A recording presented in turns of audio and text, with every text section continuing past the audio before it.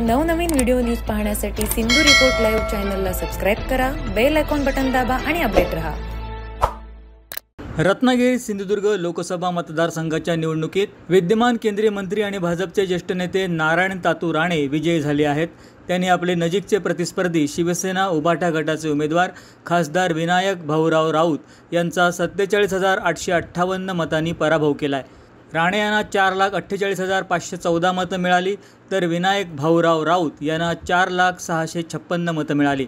तिसऱ्या क्रमांकाची 15,826 मतं अपक्ष आणि विनायक राऊतांशी नामसाधर्म्य असलेले उमेदवार विनायक लवू राऊत यांना मिळाली, तर नोटाला 11,643 मतं मिळून नोटा चौथ्या क्रमांकावर राहिला। रत्नागिरी सिंधुदुर्ग लोकसभा मतदारसंघासाठी 7 मे रोजी निवडणूक झाली होती। त्याची मतमोजणी आज रत्नागिरी MIDC येथील फूड कॉर्पोरेशनच्या गोदामामध्ये करण्यात आली। सकाळी बरोबर 8 वाजता मतमोजणीला सुरुवात झाली।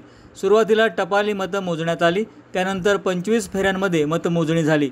या मतदारसंघातून एकूण 9 उमेदवार रिंगणात होते, तरी खरी लढत होती ती भाजपचे उमेदवार केंद्रीय मंत्री नारायण राणे आणि मतदारसंघाचे विद्यमान खासदार शिवसेना उभाटा गटाचे विनायक भाऊराव राऊत यांच्यामध्ये। पहिल्या फेरीतच विनायक राऊत यांनी नारायण राणेंवर थोडी आघाडी मिळवली, त्यामुळे महाविकास आघाडीच्या गोटात आनंद पसरला। पण दुसऱ्याच फेरीमध्ये राणे यांनी आघाडी घेतली। त्यानंतर तिसऱ्या फेरीत विनायक राऊत यांना निसटती 30 मतांची आघाडी मिळाली। तोपर्यंत महायुतीचा कक्ष एकदम शांत होता। आमदार नितेश राणे आणि निलेश राणे यांच्याप्रमाणेच सर्व पदाधिकारी आणि कार्यकर्त्यांचे चेहरे चिंतातूर दिसत होते। पण पुढच्याच फेरीत नारायण राणे यांनी आघाडी घेतली आणि महायुतीच्या कार्यकर्त्यांचे चेहरे खुलू लागले। नंतर मात्र प्रत्येक फेरीगणिक राणे यांची आघाडी वाढतच गेली। एकूण 25 फेऱ्यांमध्ये ही मतमोजणी झाली। एकूण 14 टेबल्स लावण्यात आली होती। एकाच वेळी चिपळूण, रत्नागिरी, राजापूर, कणकवली, कुडाळ आणि सावंतवाडी या 6ही विधानसभा मतदारसंघातली मतमोजणी सुरू होती। साधारण 12व्या फेरीनंतर राणे यांच्या कार्यकर्त्यांना विजयाचा सुगावा लागला आणि प्रत्येक फेरी अखेर निकाल घोषित होताच कार्यकर्ते उत्साहात घोषणा देऊ लागले। काही वेळानं घोषणा आणि फटाके वाजू लागले आणि 20व्या फेरीनंतर मात्र गुलाल उधळला गेला। आमदार नितेश राणे आणि माजी खासदार निलेश राणे हे देखील कार्यकर्त्यांच्या उत्साहात गुलाल उधळत सहभागी झाले होते। साधारण 20व्या फेरीनंतर नारायण राणे यांचं महायुतीच्या कक्षात आगमन झालं आणि कार्यकर्त्यांनी एकच जल्लोष केला, घोषणाबाजी केली। आता राणेंचा विजय निश्चित झाला होता।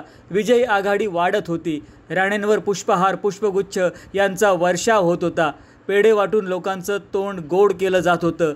कार्यकर्ते डीजेच्या तालावर बेभान होऊन नाचत होते।